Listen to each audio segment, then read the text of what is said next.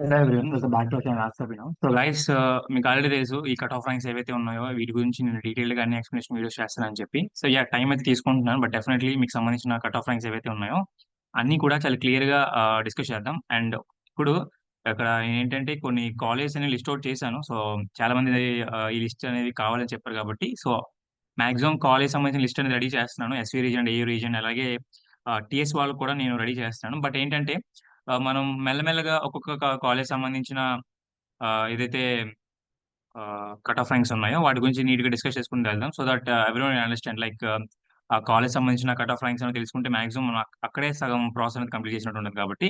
So చూద్దాం ఒకసారి ఆ, ఆంధ్ర యూనివర్సిటీ అండ్ అలాగే జేఎన్టీయూకి సంబంధించిన కట్ ఆఫ్ ర్యాంక్స్ ఏవైతే ఉన్నాయో అన్ని బ్రాంచెస్ సంబంధించి చూద్దాం. ఒకవేళ మీకు సంబంధించిన బ్రాంచెస్ ఏవైతే ఉన్నాయో, ఫర్ ఎగ్జాంపుల్ సిఎస్సి ఏదైతే ఉందో సిఎస్సి చూద్దాం. So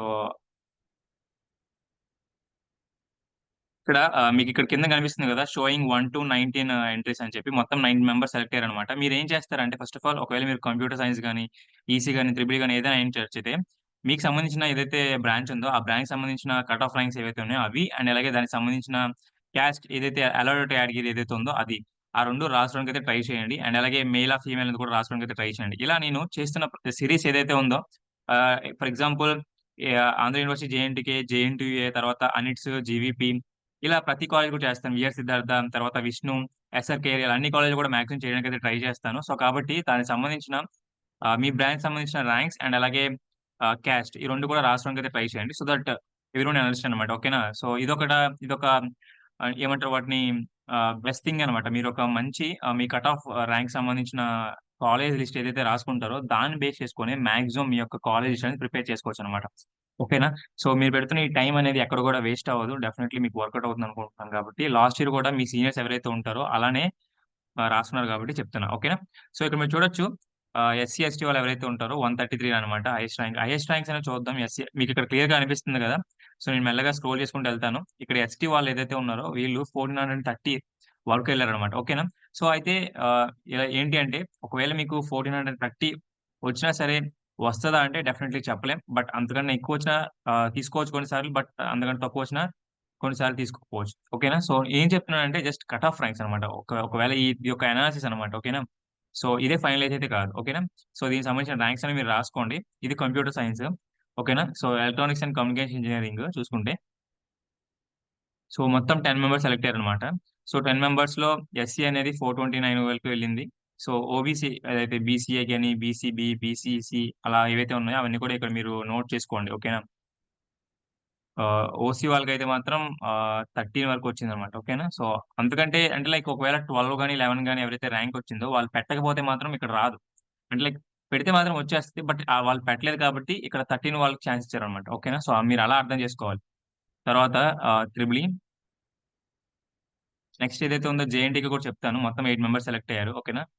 so next mechanical engineering. So maximum mechanical engineering ఏంటి అంటే నియర్‌లీ 15 మెంబర్స్ తీసుకుంటారు. సో ఇక్కడ మీకు కనిపిస్తుంది కదా! ఆహ్, మీరు ఒకవేళ పాస్ చేసుకొని రాసుకోవడానికి అయితే ట్రై చేయండి. ఓకేనా?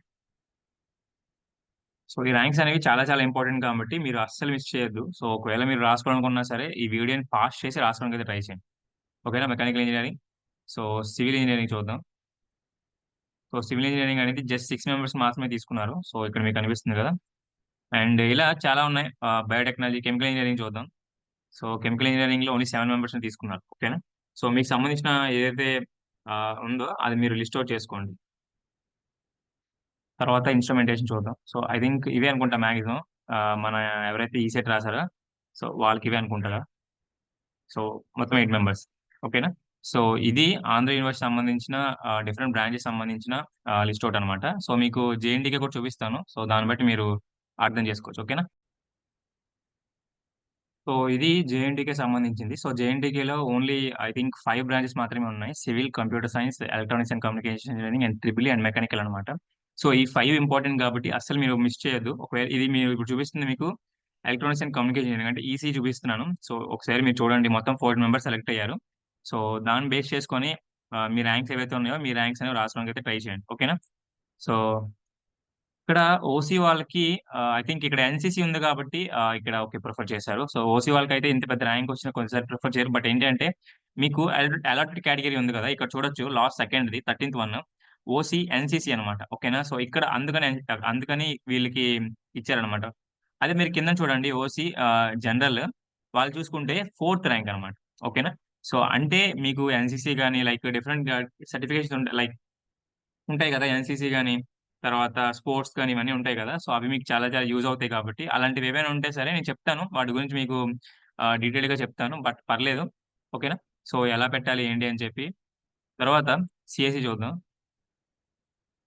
ఇక్కడ మొత్తం 80 మెంబర్స్ సెలెక్ట్ అయ్యారు. సో, ఇదిగోండి. ఇది లిస్ట్ అన్నమాట. ఓకేనా? సో, నేను మెల్లగా స్క్రోల్ చేస్తాను. ఇఫ్ ఇన్ కేస్ ఎక్కడైనా మీరు పాజ్ చేసుకొని రాసుకోవాలనుకున్నా సరే పాజ్ చేసుకొని రాసుకోవచ్చు. ఓకేనా? యాహ్! హోప్ మీకు క్లియర్‌గా అనిపిస్తుందనుకుంటా. హ్మ్. నెక్స్ట్ ట్రిపుల్ ఈ చూద్దాం. సో, మొత్తం 14 మెంబర్స్ సెలెక్ట్ అయ్యారు. లాస్ట్ టైమ్ అలాట్ అయ్యారు. సో, ఓసీ వచ్చేటప్పటికి 70 వరకు ఎళ్ళిందనమాట.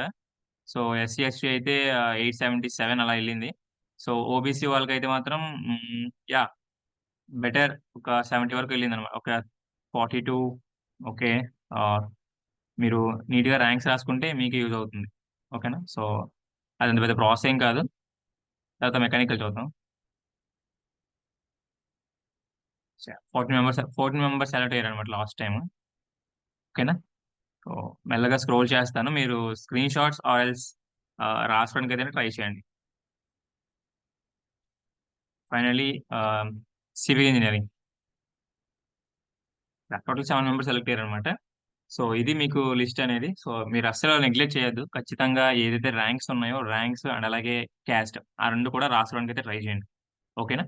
సో, మీరు ఇంత రాస్తున్నారు కదా! అన్న ఓకే. ఇంత రాస్తున్నాం కదా! అన్న మరి మాకు ఎందుకు అంటే లైక్ అంత ఎక్కువ బర్డెన్ ఎందుకన్నా అంటే మాత్రం సో, డెఫినైట్‌లీ మీరు ఏదైతే లిస్ట్ రాస్తున్నారో ఈ లిస్ట్ అనేది డెఫినైట్‌లీ మీకు ఫైనల్‌గా మీరు ప్రిఫరెన్స్ లిస్ట్ ఇస్తారు కదా! కాలేజ్ సంబంధించిన లిస్ట్. అప్పుడు మీకు చాలా చాలా యూజ్ అవుతుంది. సో, దాన్ని బేస్ చేసుకొని మీ ర్యాంక్ అనాలిసిస్ చేసుకుంటారు కదా!